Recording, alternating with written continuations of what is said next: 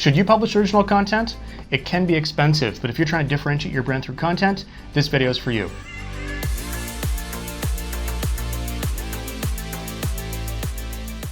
My name is James McNabb. I'm the General Manager of Travel and Automotive at Strategic Content Labs, and I'm here with Paul Ferris, our Director of Editorial and Creative. And today we're going to talk about 5 reasons you might want to consider doing original content for your brand. So Paul, you came up with the list. You came up with 5 key reasons. Okay, so the first thing on your list was control. Tell me about what that means in the context of original content. It means that the brand is in charge of the content. The brand decides how much content is produced, how often it's produced, where it lives, if it's print, if it's digital, what kinds of content, long form stories, tweets, whatever it is. It's not up to anyone else to decide where that content goes or where that content thrives.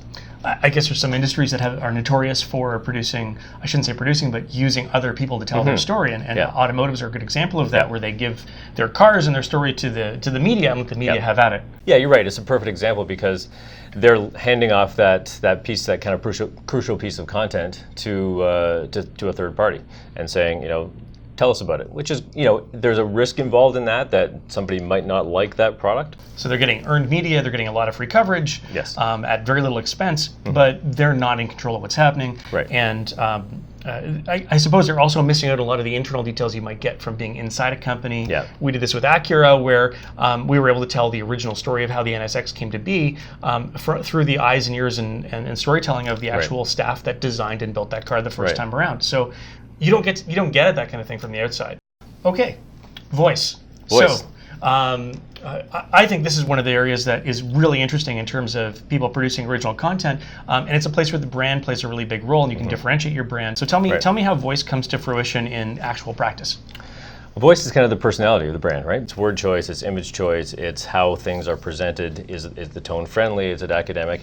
However it is, whatever works, it has to make sense for the brand. It has to ladder back to what the brand is all about. So you have to take a look at the values, the things that are important to a brand, and then use that to help inform the voice that you're using in the content. I mean, we've touched about this in other videos, and in my last video I talked about how you use content to differentiate a brand.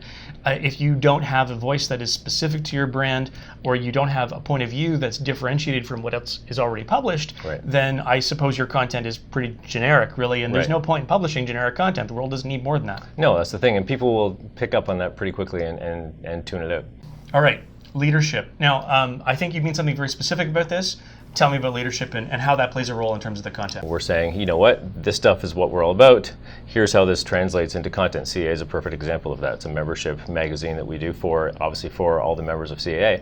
But it also positions CAA as a leader in that space. So it's also that place where you have alignment between what a brand wants to talk about that matters to the business and helps them advance their business, but also aligns with what customers care about. And so you have that territory, that domain that you can express your I guess industry leadership in that sense, and that comes through in a lot of different ways. Right. All right, audience. How does original content work in terms of audience, and how does that play a role? I think it's pretty basic, but the audience will know and will appreciate when you're producing something for them, and they'll gravitate towards it. And we talked before about the GE Reports as a good example of a company that plays really well in the content space. They produce content that ladders back to technology and innovation, things that are important to GE, but they also produce content that they know their readers will like, and the readers will keep coming back. And it's not, there's not a heavily branded message or heavily commercial message in the content. You know it came from GE, and that's fine, but the audience will gravitate towards that. So I think, all these things, your credibility, leadership, will all wrap into that. And I think the audiences know, readers know, viewers know when something is not very good and they tune out. When things are good, they gravitate towards it and they keep consuming it. I guess if you are your own brand, you can say, look, I'm going to create this content. I'm creating this content for the audience I care about, not necessarily, say, the third-party media companies, because they're creating it for their own page views or their own advertising value, whereas a brand can create it and target it specifically to the audience they care about. Yeah, that's one of the things we talked a bit around the work we did for Acura. We could pull out certain elements of the way those cars are built that would be more relevant to, let's say, a suburban mom who's driving her kids in an SUV. What things does she need to know? But she might not be an enthusiast. Maybe she is. But if she's not, what does she want to know about that car? And what things have gone into it that would be relevant to her? All right, credibility. This is a little bit about the legitimacy of your content. You build credibility by producing good stuff. and stuff that's of value to your audience, you're also putting it through a process where it's going to be fact-checked, it's going to be edited properly, and you're going to, I think, arguably take more care in that stuff than you would if you were licensing content somewhere else.